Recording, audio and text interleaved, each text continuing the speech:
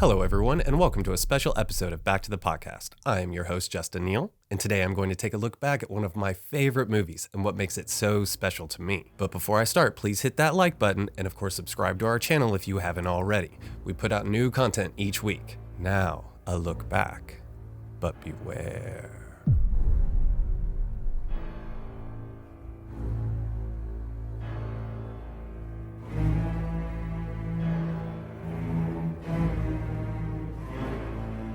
You know how it is when you're a kid, sometimes you have a personal connection with like a favorite movie or a fairy tale or whatever it is. It's something that it was sort of, you thought it was yours. I remember as a kid, loving horror films, and in particular Dracula. By the end of the 1980s, American Zoetrope, the San Francisco-based production company started by Francis Ford Coppola and George Lucas, was in dire financial straits.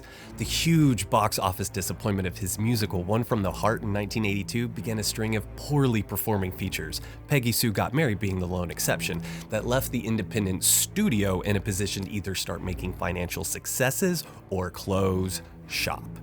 To save his company, Coppola went back to the well, making a movie that everyone thought had the biggest chance of success. In 1990, he released The Godfather Part 3. While many fans and critics gave him hell for the finished product, it made a killing at the box office and was nominated for 7 Academy Awards. From Hollywood's point of view, it was absolutely a success. Keen to show the studio system that he was still viable, Coppola needed to follow it similarly with a film that was not over budget and made money. Reconciling with writer, she brought him an adaptation of Bram Stoker's turn-of-the-century novel Dracula.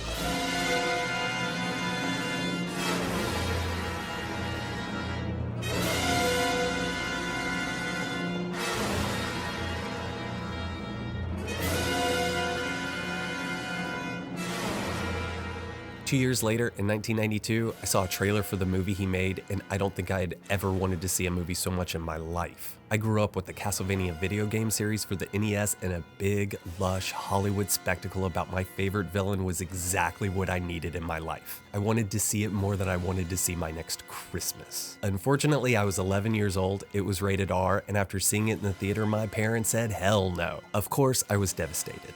To help mend the wound, my mother bought me a copy of Bram Stoker's novel. I devoured it, and to this day it is still one of my favorite books. But it was going to be a few years before I could see what Coppola made from it. And action camera. Blood! Oh, God. Good. Once again. You got a little Marlin going in this. Adding historical elements from the source of Bram Stoker's novel, a 15th century Romanian warlord named Vlad Tepes, in a love-lost story arc, Coppola decided to bring a grand operatic vision to this gothic tale. Shooting the entire movie on sound stages at MGM Studios, he wanted an old Hollywood feel for the project.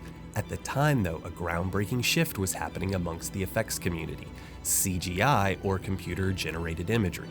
We're all used to digital imagery now, but in the early 90s, Terminator 2 and Jurassic Park were just being made, and no one had seen effects like that before. It was revolutionary. The effects departments were changing drastically to embrace the new technology, and that is the direction Coppola's effects supervisors advised him to go. But that is not the type of film he wanted to make. I thought that I would not only make the film entirely in a false place, in a studio, but I would only use effects done as they would have been done in 1900. I have not been getting what I've been asking for. I have been asking for shadows and illusion and double impositions and imagination. So essentially, he fired the effects department and hired his son Roman, then 25 and not long out of NYU Film School, to replace everyone as the second unit director. Studying techniques used over the previous 80 years of filmmaking, the team set out to make the entire movie in camera. Other than with optical compositing, which is adding layers of elements together in post-production, all of the magic was created by finding innovative ways to reuse traditional means of accomplishing the desired effect. The journey of Jonathan Harker, portrayed using miniatures and a map, underscores Coppola's commitment to physicality. Instead of a mere montage, Coppola transforms Harker's travels into a dynamic visual narrative. The use of forced perspective between the train traveling in the background provides an almost storybook quality, blending the boundaries between fantasy and reality. After this, Jonathan Harker explores the castle he is imprisoned in. Above him, walking upside down on the ceiling, a rat scampers across the screen.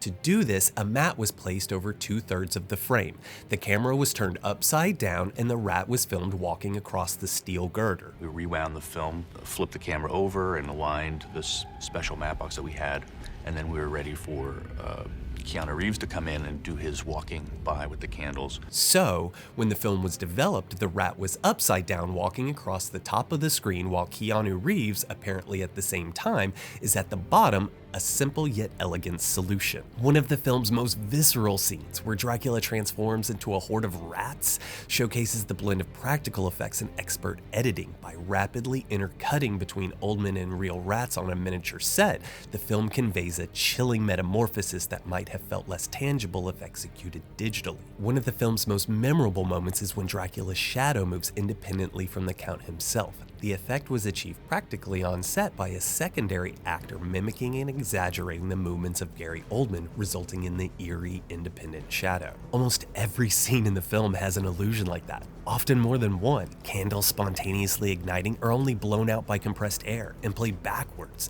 and even the set itself sometimes shifts to create an abnormal atmosphere. These are just some of the techniques Coppola used to provide the story with an unusual feel, a truly gothic setting. Something out of this world. I loved this movie when I was younger, but I didn't always know why. Sexy, dark, bizarre. It wasn't until I was older and studied film that I truly appreciated it for what it was and when he accomplished it. Bram Stoker's Dracula is not just a retelling of a classic horror tale, but also a celebration of filmmaking itself. In an era burgeoning with digital possibilities, Coppola's choice to embrace practical effects underscores a fundamental truth about cinema. Sometimes the magic lies not in creating new worlds, but in the tactile craft of bringing them to life. Through its myriad of in-camera effects, the film invites audiences to not just witness, but feel the haunting allure of Dracula's world, making it a masterclass in both storytelling and cinematic craft. You should go watch that movie, it's fucking awesome.